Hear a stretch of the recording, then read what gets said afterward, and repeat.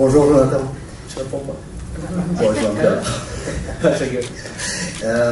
Tout simplement, je voulais savoir un petit peu comment, depuis cette victoire contre Lens, comment vous vous êtes projeté, mis dans votre bulle en mode Coupe d'Europe, la compétition qui vous réussit le mieux cette saison, cette Ligue Europa. Comment vous appréhendez cette demi-finale face à l'Atalanta Bergame?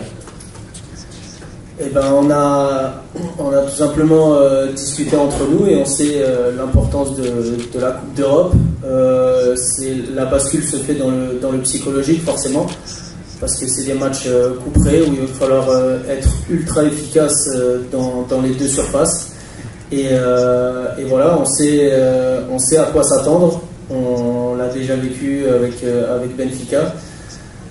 On sait que ça va être un match ultra déterminant ce jeudi-là et il va falloir répondre présent. Donc voilà, on sait que psychologiquement, vraiment, c'est là où il va falloir être ultra attentif. Bruno.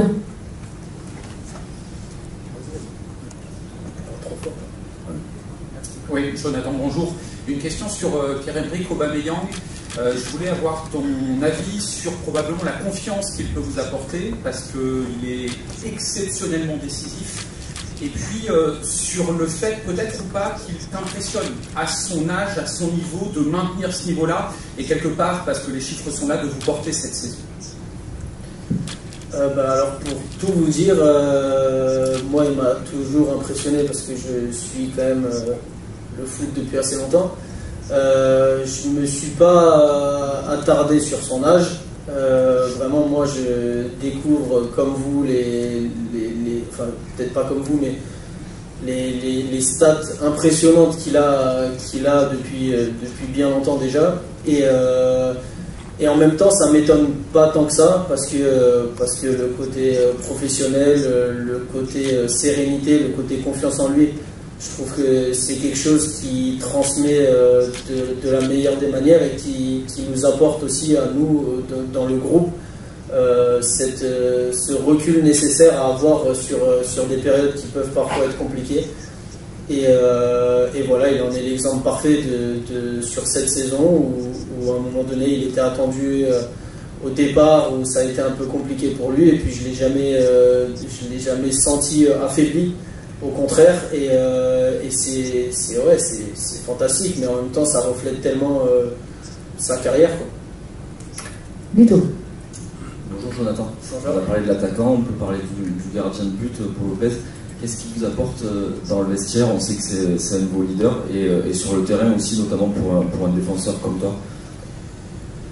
C'est quelqu'un que j'ai appris à découvrir. C'est quelqu'un qui est très réservé de personnalité. Je suis quelqu'un de très ouvert et effectivement on a appris à se connaître, surtout dans le vestiaire. Après, c'est quelqu'un qui a beaucoup de confiance, qui sait donner les bonnes informations, qui sait dire les choses quand il faut les dire, et de la bonne façon aussi d'ailleurs. Et voilà, et c'est ce qui nous permet à nous d'être beaucoup plus sereins.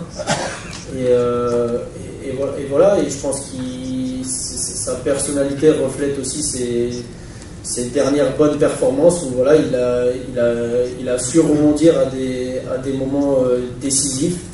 Et c'est ce qui nous apporte justement cette sérénité. Jean-Claude.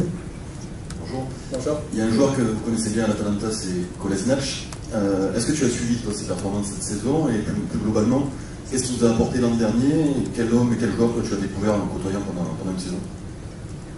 Alors ses dernières performances, non, pas plus que ça, mais de ce qu'il m'a apporté à moi en tout cas, c'est que ça a été quelqu'un qui m'a très bien accueilli dans le vestiaire de l'OM la saison passée, du fait de nos rapprochements sur l'Allemagne. Effectivement, ça m'a aidé. Et au-delà de ça, c'est une force de la nature, c'est quelqu'un qui travaille énormément, c'est quelqu'un qui est très positif, qui vous emmène là où lui il a envie de vous emmener, et qui parle avec tout le monde, c'est vraiment quelqu'un de très ouvert et qui voilà, moi m'a fait beaucoup de bien en arrivant dans ce vestiaire. Et voilà, moi ma relation elle a tout de suite accroché avec lui, parce que c'est quelqu'un qui me ressemble énormément au fond.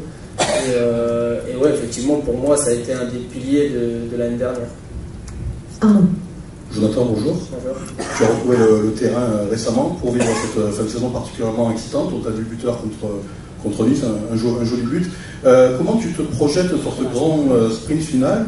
Et est-ce que pour toi, il y a quelque chose à digérer par rapport aux épisodes de l'hiver qu'on a vus? Non, j'ai digéré très simplement avec de la discussion, et ça a été très bien géré, je trouve, de notre part avec l'OM. Et voilà, moi, une fois que la discussion elle avait eu lieu, pour moi c'était réglé. Le sprint final, j'étais déçu de ne pas le commencer bien avant déjà de par ma blessure.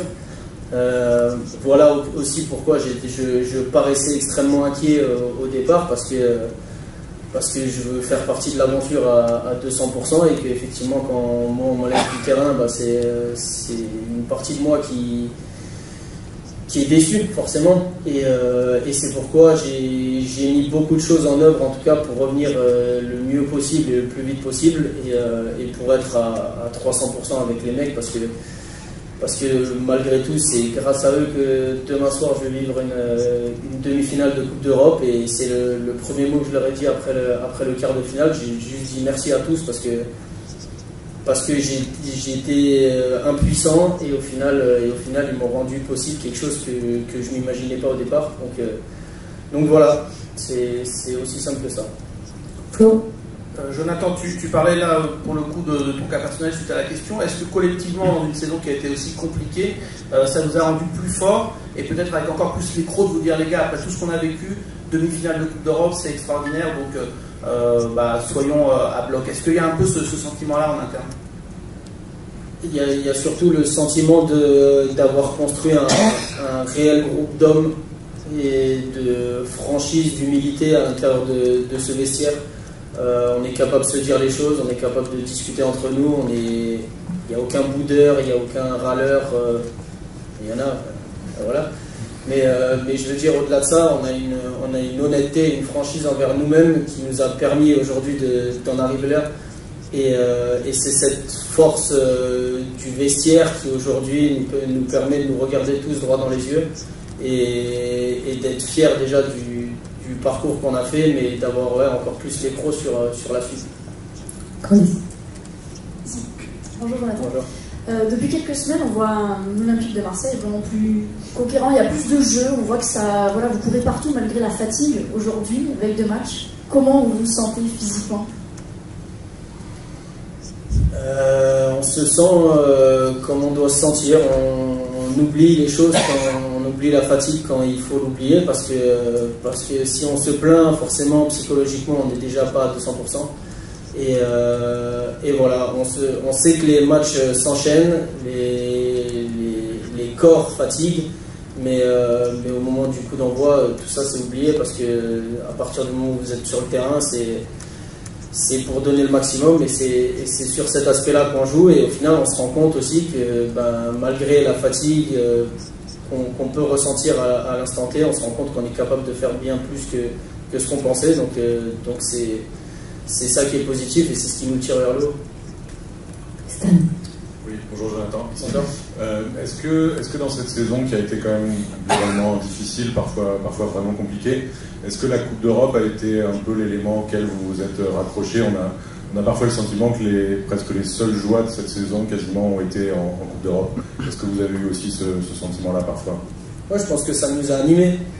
On avait le sentiment de bol d'air frais avec cette Coupe d'Europe, et ça nous faisait énormément de bien, et de par les résultats aussi, ou de par les prestations, ça nous amenait de la confiance dans un moment où on était peut-être un peu en difficulté, et au final ça a fait un beau mélange, et on arrive à cette demi-finale qui va nous, quoi qu'il arrive, nous permettre de finir du mieux possible cette fin de saison.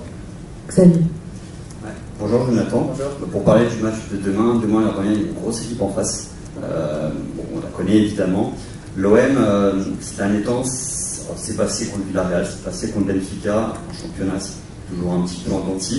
Est-ce que demain, très certainement, et même la semaine prochaine, on se qualifie en finale de Coupe d'Europe au courage, à l'émotion, avec le soutien du public? Est-ce que ça suffit? Bon, merci. Moi, bien sûr que se qualifier au courage, il faudra d'autres ingrédients, mais le courage en fait partie, et je trouve que c'est une grosse personnalité de pouvoir se qualifier avec le courage. C'est un atout qu'il va falloir mettre en œuvre et qu'il va falloir utiliser. Voilà, ça fait partie de tous les ingrédients qu'il va falloir mettre pour aller jusqu'au bout de cette fin de saison. Et oui, il va en falloir, mais on en aura.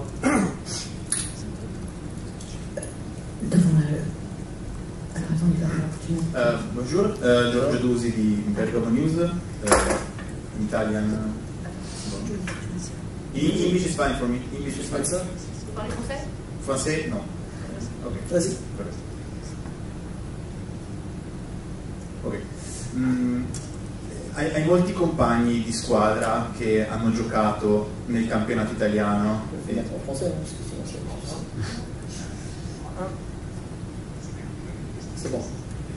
Hai molti compagni di squadra che hanno giocato in Serie A e che hanno affrontato l'Atalanta, questa Atalanta che sta vivendo un ciclo incredibile. Ti chiedo se ne avete parlato nello spogliatoio con i tuoi compagni ex Roma, Inter, insomma, cosa ti hanno detto dell'Atalanta e che idea ti sei fatto tu guardando l'Atalanta? Grazie.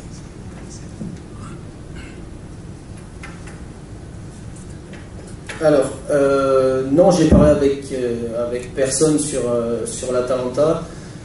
On a regardé certains matchs tous un peu personnellement à la maison, je pense. On sait ce qui nous attend.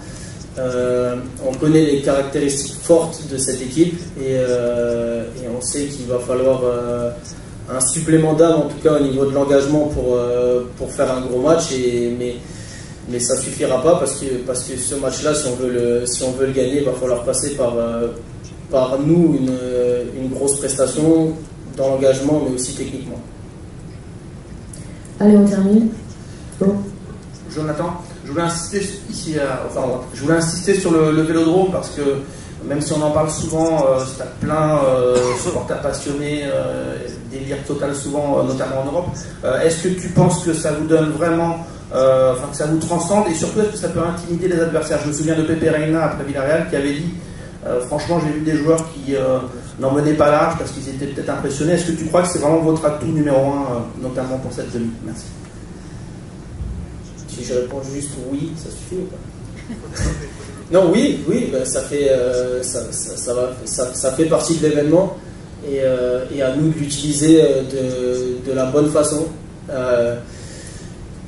Voilà, une ambiance comme ça, c'est extrêmement rare.